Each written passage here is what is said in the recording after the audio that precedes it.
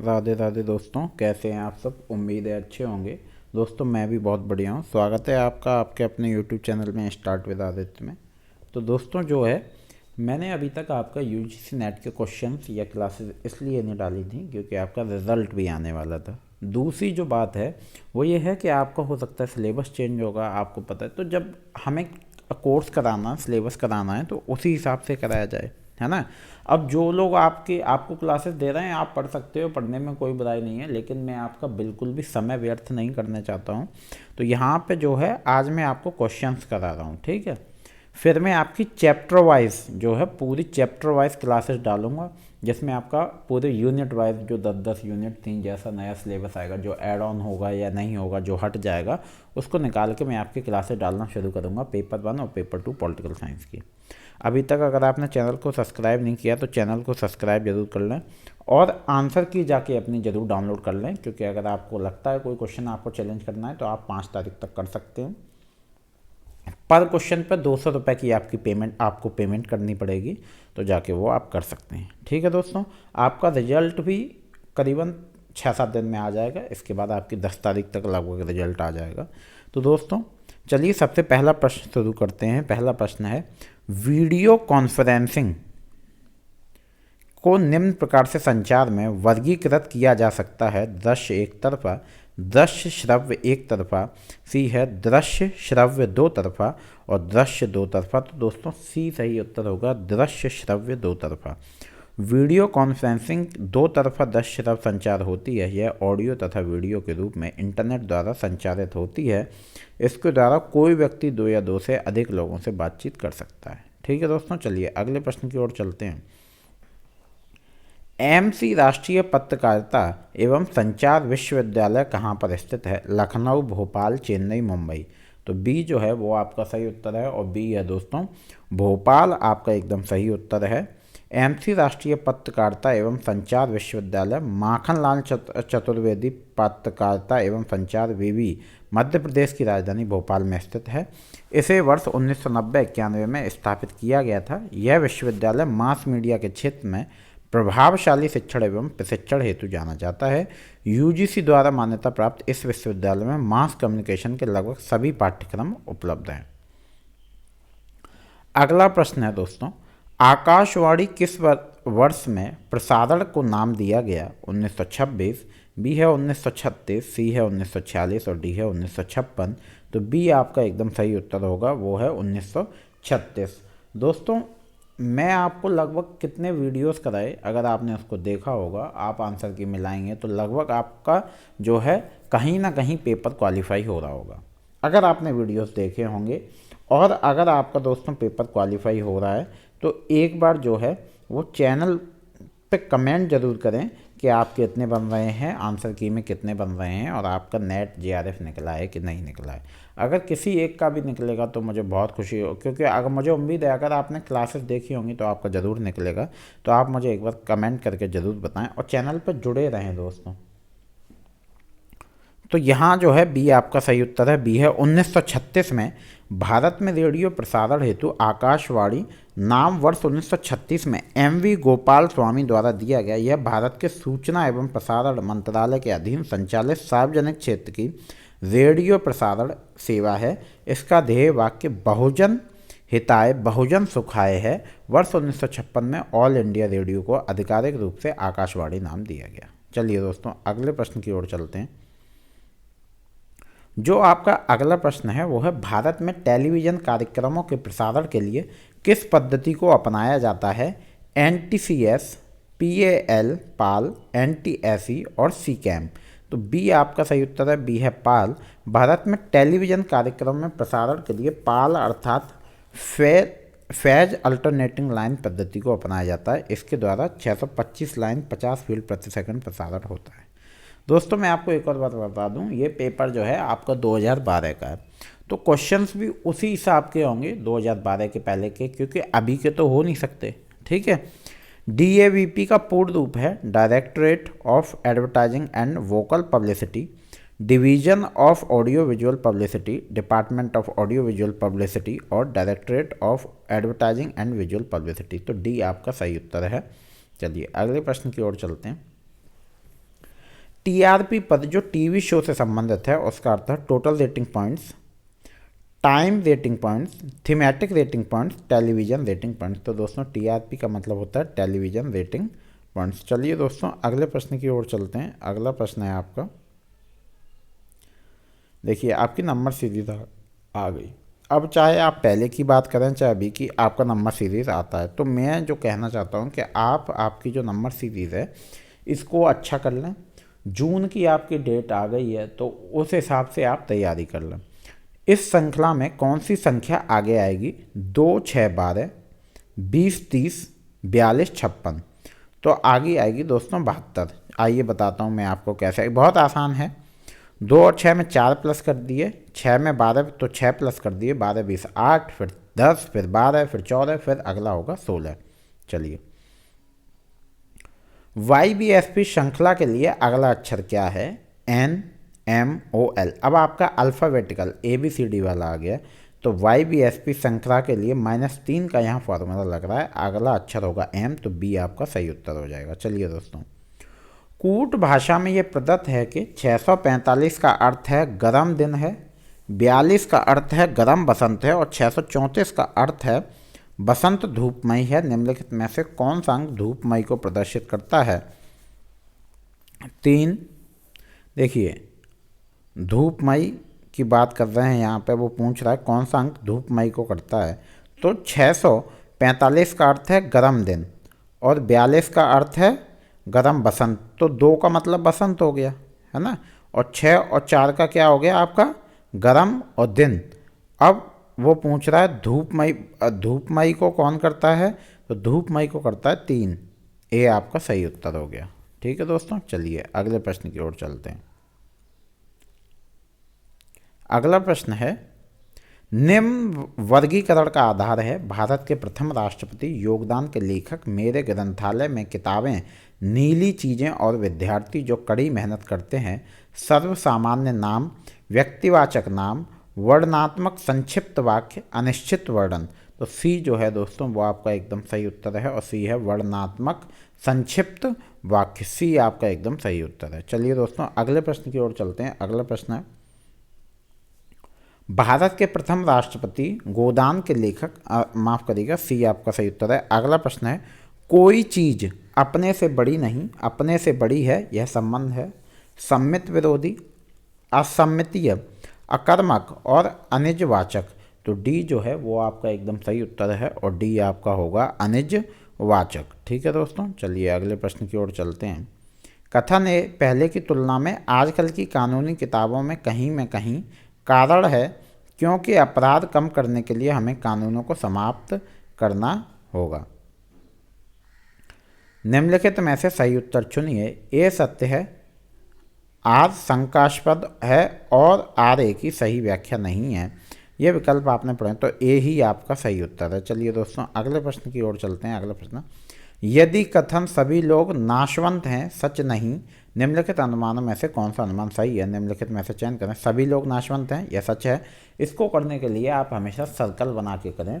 Pencil और paper पे जो आपकी रफ शीट मिलती है उसे पेन और पेपर से सर्कल बना के करें, आपके कुछ सेकंड्स में सही हो जाएगा। कुछ लोग नाशवंत हैं, यह गलत है। कोई आदमी नाशवंत नहीं है, सभी लोग नाशवंत हैं, यह गलत है। कोड दिए हुए हैं तो आपका सही उत्तर है बी हो जाएगा 2, 3 और 4। चलिए अगले प्रश्न की ओर चलते हैं दोस्तों। तो अगला प्रश्न है आपका, निम्नलिखित परिभाषा की प्रकृति निर्धारित कीजिए। भ्रूण हत्या का अर्थ है निर्दोष लोगों की निर्मम हत्या। पद संबंधी, विश्वासोत्पादक, स्वनिर्दिष्ट और सैद्धांतिक। तो बी जो है वो आपका सही उत्तर है विश्वासोत्पादक। ठीक है दोस्तों, बी आपका एकदम सही उत्तर है। निम्नलिखित युक्तियों में से कौन सी युक्ति नहीं? देवदत्त दिन में भोजन नहीं करता है इसलिए वह रात में भोजन करता है। यदि देवदत्त मोटा होता है और यदि वह दिन भर भोजन नहीं करता वह रात में भोजन करेगा। दोस्तों बी आपका यही सही उत्तर है। यदि देवदत्त मोटा है और यदि वह दिन भर भोजन नहीं करता है वह रात में भोजन करेगा, यह कथन चतुष्पद दोष युक्त है, अतः यह युक्ति नहीं है। युक्ति वाक्य किसी कथन के निष्कर्ष के समर्थन में दिए गए साक्ष्य को कहा जाता है। दिया गया वाक्य युक्ति वाक्य नहीं है क्योंकि कथन के निष्कर्ष समर्थक में साक्ष्य नहीं दे रहा है। वेन डायग्राम इस प्रकार का डायग्राम है जो वेन डायग्राम कैसा डायग्राम होता है ये दोस्तों आपको पता ही होगा, बहुत आसान है। कैसा होता है? संवाक्य संबंधी न्याय की आकार के प्राथमिक अनुमानों की वैधता का प्रतिनिधित्व और मूल्यांकन करना। चलिए दोस्तों अगले प्रश्न की ओर चलते हैं। अगला प्रश्न है, साम्य अनुमान से तर्क करने से निश्चितता प्राप्त होती है, सुस्पष्ट निष्कर्ष निकलता है, भविष्य सूचक अनुमान लगाया जा सकता है और निसंशय। तो सी जो है वो आपका सही उत्तर है, भविष्य सूचक अनुमान लगाया जा सकता है। सी आपका एकदम सही उत्तर है। साम्य अनुमानिक तर्क करने से भविष्य सूचक अनुमान लगाया जा सकता है। साम्य अनुमानिक तर्क निश्चित तथा स्पष्ट संख्यात्मक होता है, यद्यपि इससे भविष्य सूचक अनुमान लगाने से सहायता मिलती है। साम्य अनुमानिक तर्क से भविष्यवाणी की जा सकती है जो कि अनुमानिक ही होगी। निम्नलिखित कथनों में से कौन से कथन असत्य हैं? निम्नलिखित कूट में से चुनें। आगमनात्मक युक्तियां सदैव विशेष से सामान्य की ओर जाती हैं। युक्त युक्ति आगमनात्मक दृष्टि से मजबूत होगी। वैध युक्ति का गलत पूर्वायव और गलत निष्कर्ष हो सकते हैं। युक्ति को उचित लेजिमेटली रूप से सच या गलत कह सकते हैं। तो कूट है आपका, जो कोड दिए हुए हैं वो सी सही है, सेकंड और फोर्थ। चलिए दोस्तों अगले प्रश्न की ओर चलते हैं। अगला प्रश्न है, 6 व्यक्ति A B C D E और एफ एक व्रत में खड़े हैं। एफ और सी के बीच बी है, ई और डी के बीच ए है और एफ डी के बाएं है। ए और एफ के बीच कौन है? तो बी सी डी ई। तो आपका जो सही उत्तर है दोस्तों वो आपका हो गया सी, डी आपका सही उत्तर हो गया। चलिए अगले प्रश्न की ओर चलते हैं। अब यहाँ से आपके परसेंटेज के प्रश्न आ गए, आपको कैलकुलेशन करनी पड़ेगी, तो आप जो है पेन और पेपर लेके रखें। पेट्रोल की कीमत में 25% वृद्धि होती है। ग्राहक को अपना उपभोग किस प्रतिशत में कम करना चाहिए जिससे कि पेट्रोल का पहला बिल बदले नहीं? 20%, 25%, 30% और 33.33%। तो ए आपका सही उत्तर है 20%। चलिए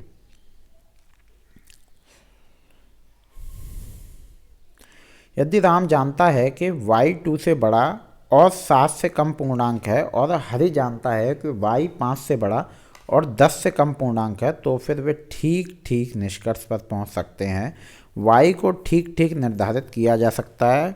y 2 मूल्यों में से एक हो सकता है, y 3 मूल्यों में से एक हो सकता है, y का कोई मूल्य नहीं है जो इन शर्तों को संतुष्ट करे। तो ए जो है वो आपका सही उत्तर होगा दोस्तों, और ए होगा y को ठीक ठीक निर्धारित किया जा सकता है। चलिए दोस्तों राम के अनुसार 7 ग्रेटर देन y और y ग्रेटर देन 2।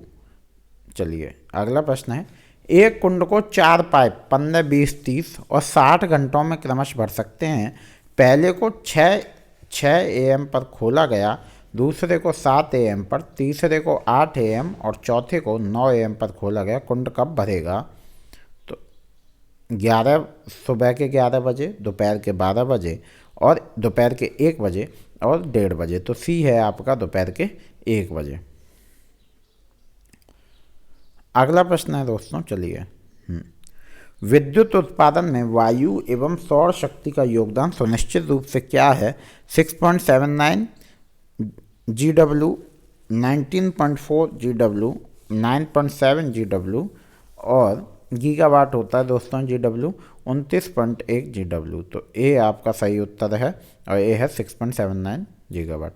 विद्युत उत्पादन में नवीकरणीय ऊर्जा स्रोतों का योगदान सुनिश्चित रूप से क्या है? 29.1 GW, 26.19 GW, 67.9 GW और 97 GW। बी आपका एकदम सही उत्तर है 26.19 GW।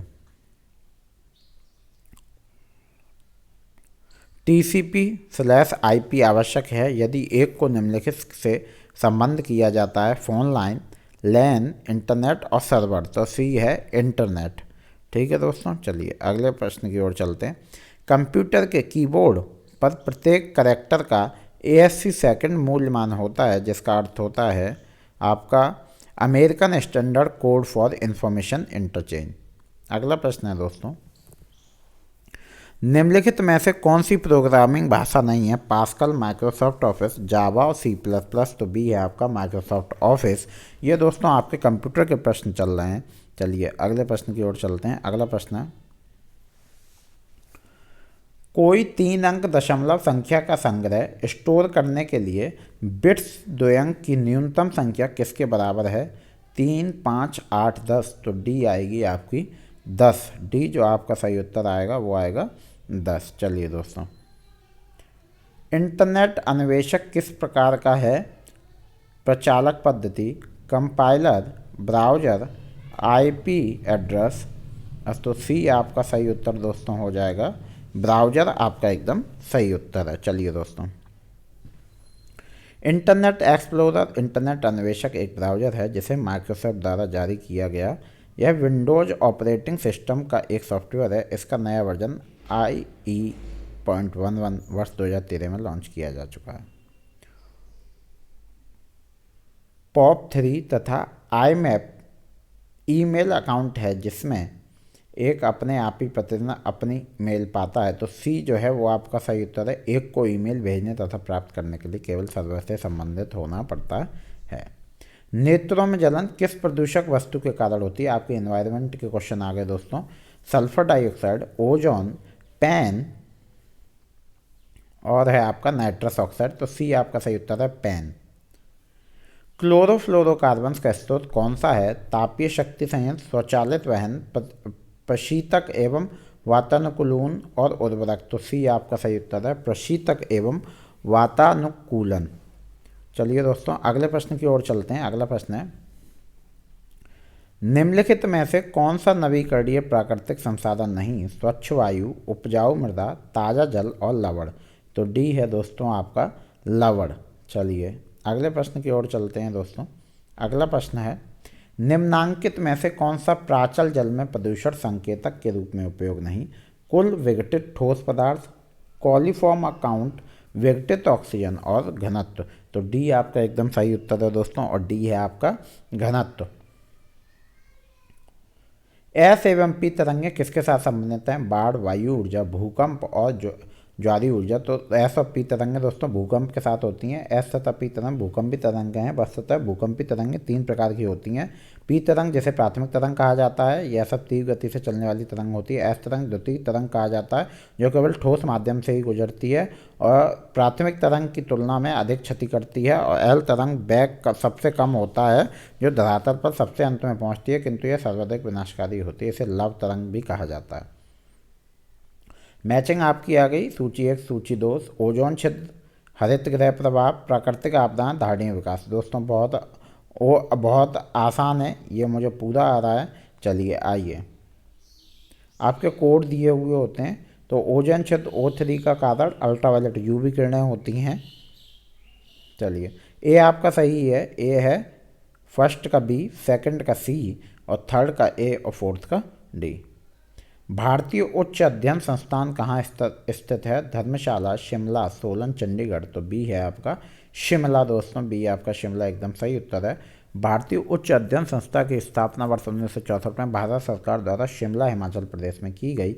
यह संस्थान निम्नलिखित क्षेत्रों में अपना योगदान देता है: कला और सौंदर्य, तुलनात्मक साहित्य का अध्ययन, धर्म और दर्शन का अध्ययन, विकास अध्ययन तथा तकनीकी विज्ञान और प्रौद्योगिकी का विकास। राष्ट्रीय अध्यापक शिक्षा परिषद NCTE के क्षेत्रीय कार्यालयों की संख्या बताइए। 4, 5, 6, 8। दोस्तों ये है 4। चलिए अगले प्रश्न की ओर चलते हैं। डॉक्टर BR अम्बेडकर ने निम्न अधिकारों में से किसे भारतीय संविधान का हृदय और आत्मा कहा था? दोस्तों बहुत आसान प्रश्न है। अभिव्यक्ति स्वतंत्रता, समानता का अधिकार, धार्मिक स्वतंत्रता का अधिकार और संवैधानिक उपचारों का अधिकार। अनुच्छेद 32। चलिए आर्टिकल 32। निम्नलिखित में से किसने भारत में जिला कलेक्टर को पद सृजित किया? Lord Cornwallis, Warren Hasting, the royal commission on decentralisation, sir Charles Metcalfe. तो बी है आपका वारेन हेस्टिंग। चलिए दोस्तों अगले प्रश्न की ओर चलते हैं। एक नागरिक के मूल कर्तव्यों में सम्मिलित है संविधान, राष्ट्रीय ध्वज व राष्ट्रगान का सम्मान, वैज्ञानिक मन स्थिति का विकास, सरकार के प्रति सम्मान, वन्य जीवों की रक्षा। तो आपका जो दोस्तों इसमें सही उत्तर है वो बड़ा आसान है, ये तो आपको आना ही चाहिए, वो है बी है आपका 1 to 4। चलिए अगले प्रश्न की ओर चलते हैं। भारत का राष्ट्रपति शपथ लेता है भारत की सार्वभौमत्व और अखंडता को बनाए रखने की, भारत के संविधान में सत्निष्ठ विश्वास की, देश के संविधान और कानून को बनाए रखने, देश के संविधान और कानून को संरक्षित, सुरक्षित एवं प्रतिष्ठित करने। डी आपका सही उत्तर है। चलिए दोस्तों, अगला प्रश्न है, यदि आपको सामान्य विद्यार्थी के साथ साथ दृष्टिहीन विद्यार्थी को पढ़ाने का अवसर मिले तो आप कक्षा में किस प्रकार उसके साथ व्यवहार करना चाहें। अतिरिक्त ध्यान नहीं देना, क्योंकि अधिकांश को हानि उठानी पड़ सकती। कक्षा में सहानुभूति से उसको देख रेख करना। आप सोचेंगे कि अंधापन उसका भाग्य है और इसलिए आप कुछ नहीं कर सकते। आगे की पंक्ति में सीट की व्यवस्था करना, उसके लिए सुविधाजनक गति से पढ़ाने के। डी आपका एकदम सही उत्तर है दोस्तों। चलिए,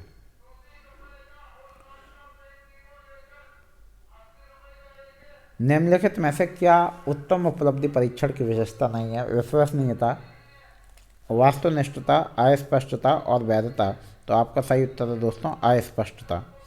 निम्नलिखित में से क्या प्रक्षेपित साधन में नहीं है। ओवरहेड प्रोजेक्ट, ब्लैक बोर्ड, छाया क्षेत्रित और स्लाइड प्रोजेक्टर। बी आपका ब्लैक बोर्ड। दोस्तों उम्मीद है आपको वीडियो अच्छी लगी होगी। आपके जो 5 प्रश्न बचे हैं वो मैं अगले वीडियो में करा दूंगा। चैनल को सब्सक्राइब जरूर कर लें और वीडियो को लाइक शेयर कमेंट जरूर करते रहें। आपके आंसर की जाकर जरूर चेक कर लें और आपकी क्लासेस जल्दी से आपको मिलने लगेगी। मिलते हैं अगले वीडियो में। राधे राधे, धन्यवाद।